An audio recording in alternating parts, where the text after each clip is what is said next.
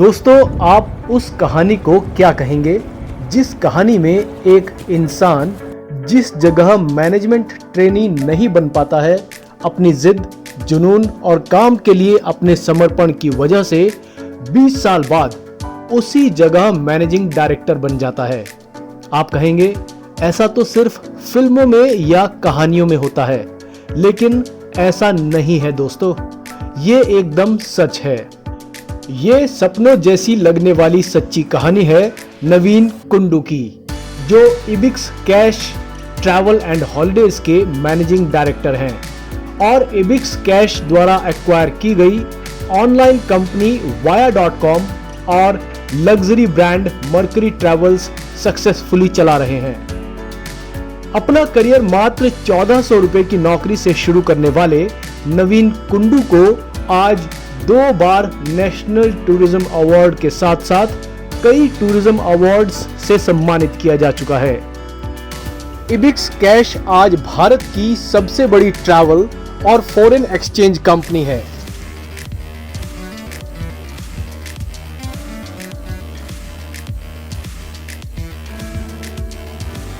नवीन cricket के दीवाने हैं और एक एमेच्योर रनर हैं, जिन्होंने 50 से ज्यादा हाफ मैराथन और फुल मैराथन में पार्टिसिपेट किया है।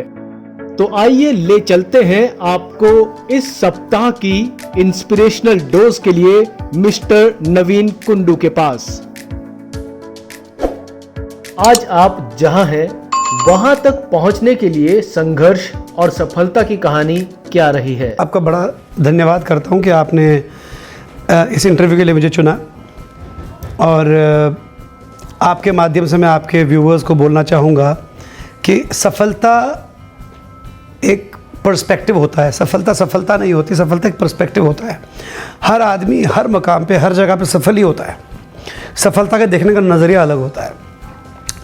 अगर मेरी बात कहो तो जब मैं दिल्ली आया, कश्मीर जल रहा था, मैंने अपनी एजुकेशन ख़त्म की थी and I was a management graduate from a leading university in India. मेरे हाथ में एक जॉब भी था, लेकिन मैं वो जॉब कर नहीं पाया क्योंकि मेरे को बोला गया कि नहीं भाई आपको, मतलब मेरे को बोला गया कि you will have to immediately join in Bangalore. And I said look I can't be there because मेरे माँ बाप को कुछ पता नहीं लग रहा मुझे, वो कश्मीर में हैं, वो क्या कर रहे हैं, तो मेरे को नॉर्थ में चाहिए था कुछ ना कुछ, तो मैंने वो नौकरी ली नहीं।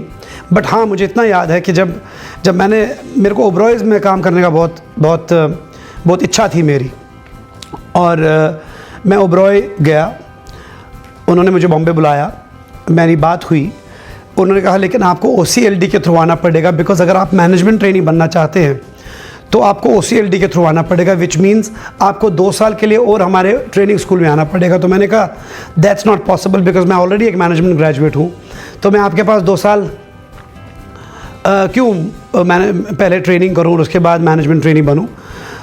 सो मैंने वो जॉब नहीं ली, बट उसके बाद मैं दिल्ली आया और मैंने जॉब चॉइस होटल्स में ली। लेकिन मैं एक चीज़ ज़रूर कहना चाहूँगा कि जब मैंने जॉब दिल्ली में ली, मैंने स्ट्रगल करके जॉब दिल्ली में ली, लेकिन तब भी मुझे अपने को सक्सेसफुल लगा। ऐसा नहीं कि मैं सक्सेसफुल नहीं था।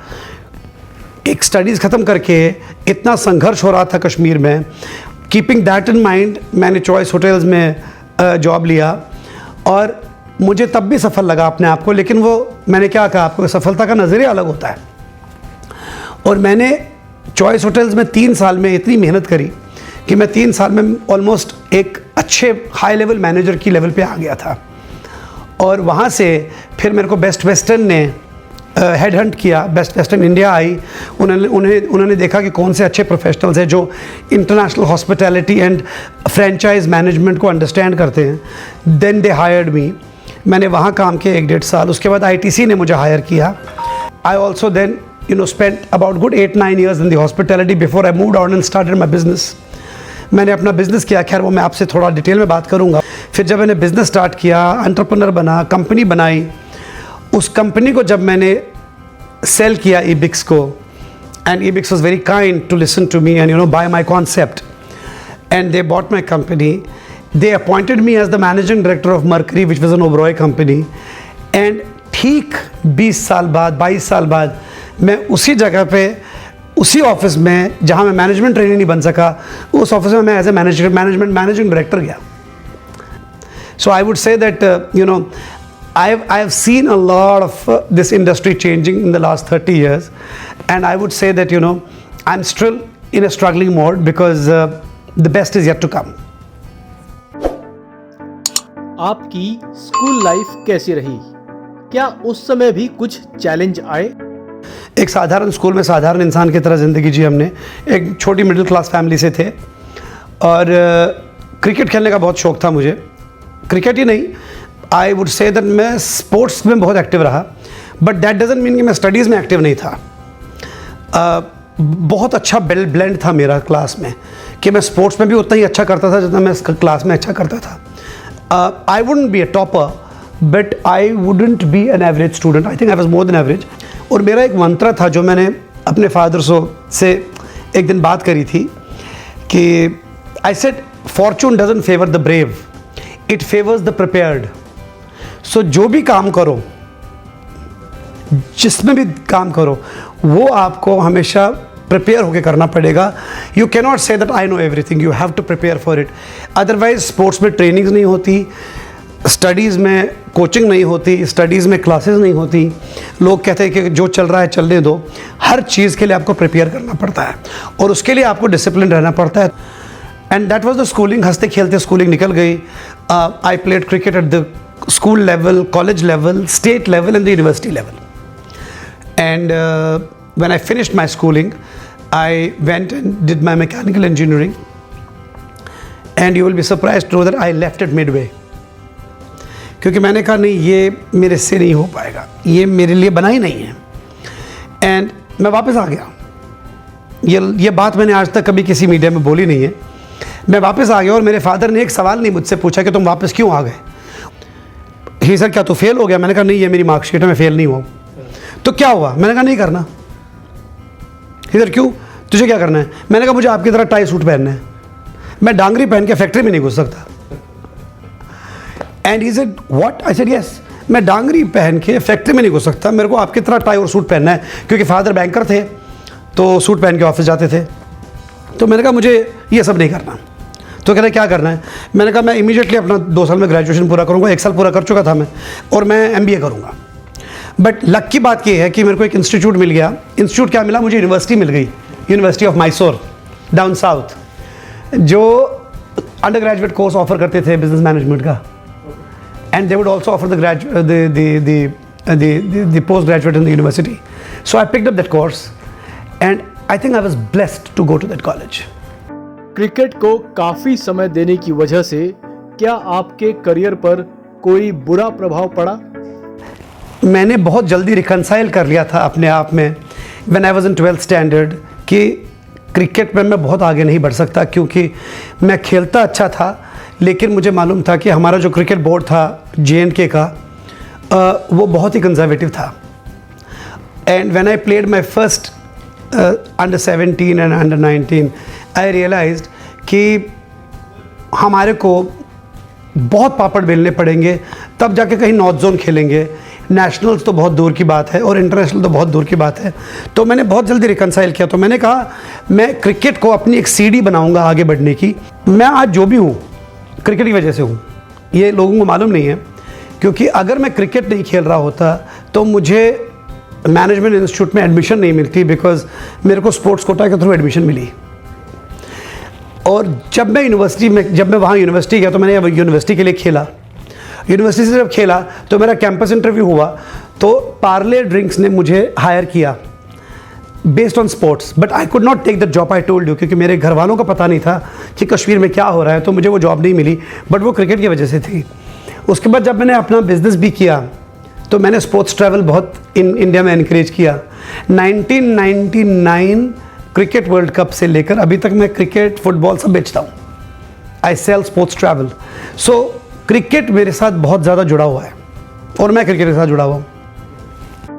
क्या लाइफ में कभी आपको ऐसा महसूस हुआ कि आप लाइफ में कुछ नहीं कर सकते, या किसी ने आपको ऐसा महसूस कराया हो? अगर हाँ, तो उस समय को आपने कैसे हैंडल किया? मेरे रिश्तेदारों को शायद लग रहा था कि जब वो आते थे मेरे घर पे, कभी खाने पे, कभी कुछ कश्मीर में, तो मेरे फादर को ज़रूर बोलते थे ये लड़का यार पता नहीं समझ नहीं आ रहा है, ये तो हिप्पी है, क्योंकि मेरे बाल बड़े बड़े होते थे। तो कहते ये तो हिप्पी है, तो कुछ करेगा नहीं ज़िंदगी में। एंड लेकिन मेरे फादर ने मुझे कभी नहीं एहसास दिलाया कि मैं कुछ नहीं करूँगा। उन्होंने कहा इसको छोड़ दो, ये कुछ ना कुछ कर लेगा अपने साथ। Because I think he was very very fond of me and he knew exactly what I was doing. मैं कभी डायरेक्शनलेस रहा नहीं, मुझे मालूम था मेरी डायरेक्शन कहाँ जाती है। और बचपन से see I told you, if you remember, और I have told people, I have followed 3 C's and 2 D's. I am firm believer of having conviction. Anything that you do, you have to have conviction. With conviction, you have to have confidence. And with confidence, you have to commit yourself. So you have to be committed. So conviction, confidence, and commitment is what I have built my entire career and life on. With a lot of discipline and determination. The D's. I'm very disciplined. If I resolve to say that मुझे ये करना है और मुझे ऐसे करना है या मुझे कराना है, तो मैं उसको करा देता हूँ। मैं फिर so there is a dialogue I do with my team. I don't spare myself, therefore I will not spare you. क्या युवावस्था में आपका ध्यान इधर उधर भटका? अगर हाँ, तो आपने इसका सामना कैसे किया? वेरी ऑनेस्टली, खैर लोगों को लगेगा मैं झूठ बोल रहा हूँ, लेकिन मेरा माइंड आज तक डाइवर्ट नहीं हुआ। मैं बहुत फोकस्ड हूँ, मैं बहुत डिसिप्लिन्ड हूँ। अगर मुझे कुछ करना है तो as a said I don't even spare myself, वो मुझे करना ही है। और मैंने कभी भी, मतलब मैंने तो पूरी दुनिया में काम किया। मैंने अपना mice business, you know it, I perhaps was the only most successful mice company which was ever established and run in India. There are many, but the successes that the parameters that we set, the benchmark that we set is unbeatable. But कभी भी divert नहीं हुआ। आप भारतीय tourism industry के माइस king कैसे बने? खैर, you're being very very kind and generous with your words of being a king. I'm no king, I'm just a worker.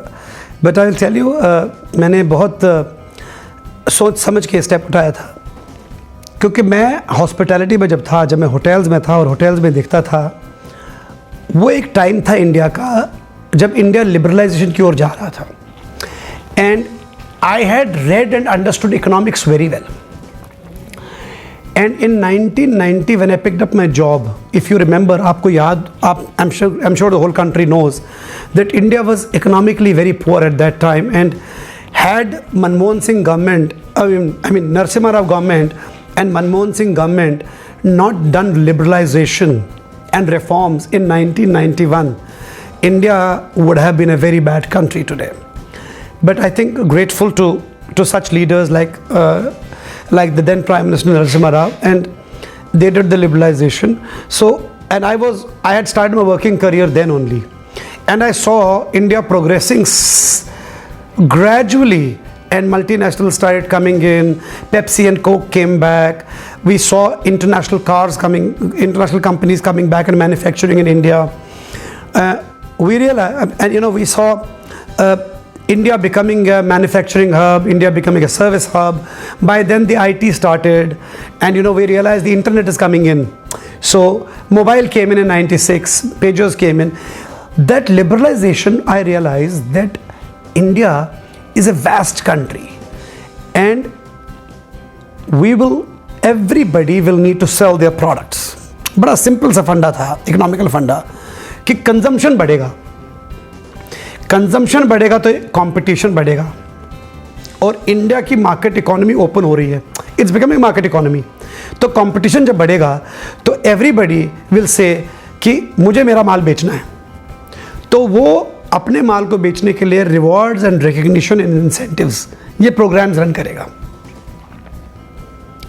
Therefore corporate base बना इंडिया में, तो कॉन्फ्रेंसेस भी होंगी, मीटिंग्स भी होंगे, इंसेंटिव्स भी होंगे, इवेंट्स भी होंगे, एग्जीबिशंस भी होंगे। And I was from hospitality, I knew how to handle clients. If you know, in hotels, maximum revenue comes from banqueting departments. So I said, this is the time. There is no formal. So there was Sita then. There was Coney had just come to India. There was Thomas Cook. There was Cox and Kings. None of them They had groups department. None of them had a separate MICE vertical as such, recognized, which came in later. वो 4-5 साल बाद आया. So I said, yeah, there is a gap. And remember, Anuj, no business will become successful if you don't solve a problem. You have to solve a problem. So I realized I will solve the problem. And I remember I walked in after I left the job. I did nothing. I walked into the chairman's office of GC Alstom. Because I had handled him in hotel, and he had given me his card and said that whenever you need to meet me, meet up with me, because you know in hotels you meet a lot of people. And I said, okay, I'll give you I'll talk to you when I have to. And I went and met him, and he said, what can I do for you? I said, his name was Mr. Ramesh Daga. I said, Mr. Daga, I have started my own company on meetings and events, and it's called Leisure Tours. So would you be interested in dealing with me? He said, you don't seem to have an experienced business background. I said, doesn't matter, but you know how I handle things. You've seen me. He said, yes, sure. And you know, he instantly called his general manager of HR and said, we are running 3 new management trainee batches for training. Why don't you consider Naveen also? And when that man met me, I gave him a total holistic solution. And I picked up my first contract on the first day I became an entrepreneur. I picked up my first contract on the first day I became an entrepreneur. I did not even have a printed letterhead then. Computer तो था ही नहीं. So please understand, that was the day, and I understood that not only meetings and events, I did a lot of work in film tourism at that time. Because after I went to the corporates, I went to the film industry, and I told them, you will need to go abroad for shootings, or you will need to go into shootings. I will give you a comprehensive solution of hotels, transport, locations, food, and an overall management. They bought my concept. मैंने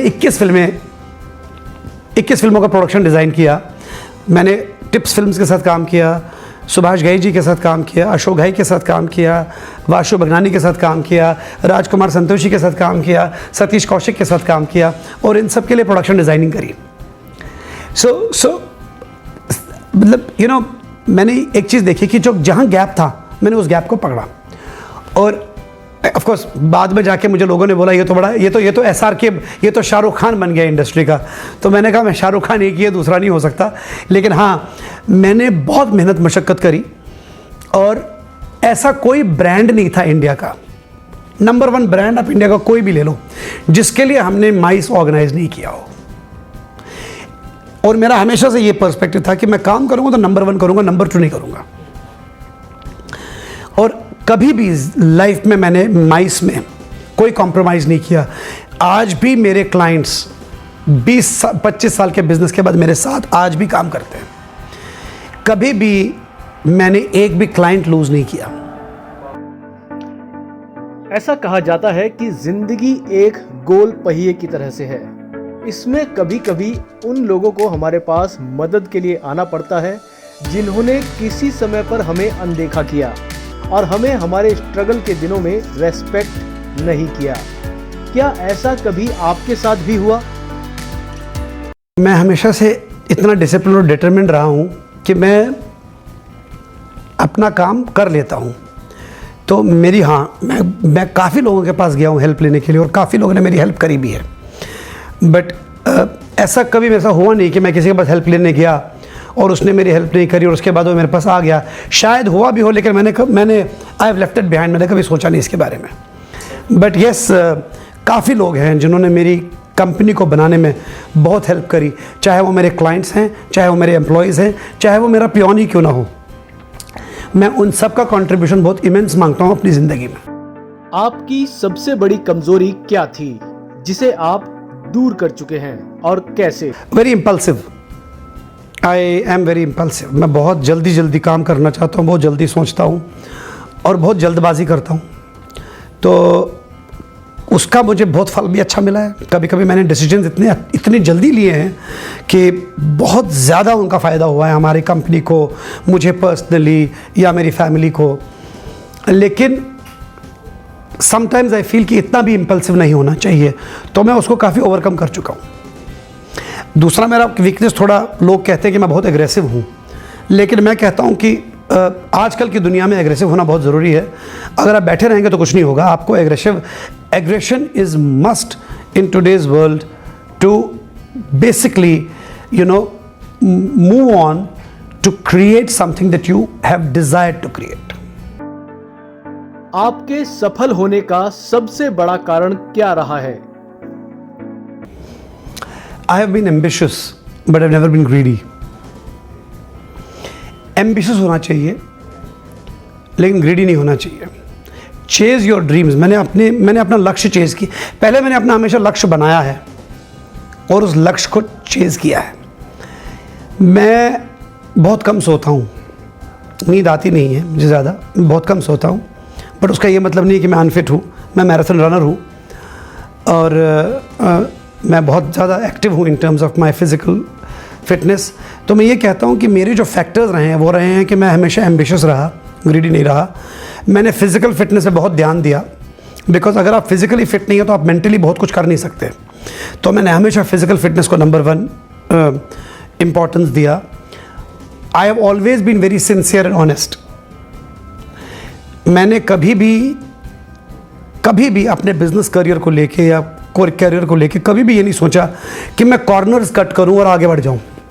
आई have never cut any corners, neither in my professional life, business life और my personal life. I have been very liberal. Liberal means I'm very liberal with people. I'm very tough in terms of getting my work done, but I'm very liberal also at the same time. And I think being liberal has helped me. मुझे लोगों का trust बहुत जल्दी मिल जाता है, क्योंकि उन्हें लगता है कि ये आदमी हमारे साथ खड़ा होके हमारी भाषा बोल सकता है। So these are the factors. कोई बहुत बड़ा रॉकेट साइंस नहीं है सक्सेस लेने में। अगर एक इंसान सिंसियर रहे, ऑनेस्ट रहे, हार्ड वर्क करे। और मैंने कभी ज़िंदगी में, अगेन, मैं हार्ड वर्कर कभी नहीं था। लोगों ने कहा कि तू बहुत हार्ड वर्क करता है, मैंने कहा नहीं, hard work is not my Mantra. My Mantra is try hard. Hard work तो कोई भी कर लेता है, उसका रिजल्ट बहुत अच्छा नहीं होता हमेशा, but I am not a hard worker. I try very hard, that is my Mantra. I try. Several occasions people have told me, अरे कितना टाइम वेस्ट कर रहा है इस चीज़ में, कुछ होने वाला नहीं है, लेकिन मैं उसमें सक्सेस निकाल लेता हूँ। I'm not exaggerating, but you give me any business today besides travel business, आप कोई भी बिजनेस मुझे दे दीजिए, मैं उसे सक्सेसफुल कर दूंगा। अगर आपको ये वीडियो पसंद आया तो इस वीडियो को जरूर लाइक करें और चैनल को सब्सक्राइब करना ना भूलें। साथ ही इस वीडियो को अपने दोस्तों के साथ शेयर जरूर करें, क्योंकि कहा गया है कि जो दूसरों की सहायता करता है उसकी सहायता खुद ईश्वर करते हैं। कोशिश और फिर से कोशिश करने से ही जीत जाएंगे हम।